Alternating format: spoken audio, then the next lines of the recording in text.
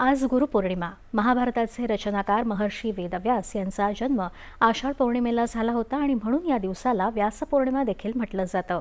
आपल्या जीवन प्रवासात ज्ञान आणि संस्कार देणाऱ्या गुरूंना वंदन करण्याचाच हा दिवस. आजच्या दिवशी शिष्य कृतज्ञतापूर्वक आपल्या गुरुची पूजा करतात आणि त्यांचे आशीर्वाद घेतात.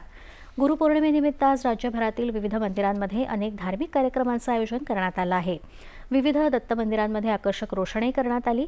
अक्कलकोटचं श्री स्वामी समर्थ मंदिर, शेगावमधील संत गजानन महाराज मंदिर, शिर्डीचं साईबाबा मंदिर यासह राज्यभरातील सर्वच मठ आणि मंदिरांमध्ये आज पहाटेपासूनच पूजा, काकड आरती सुरू असून दर्शनासाठी भाविकांनी मोठी गर्दी केली आहे.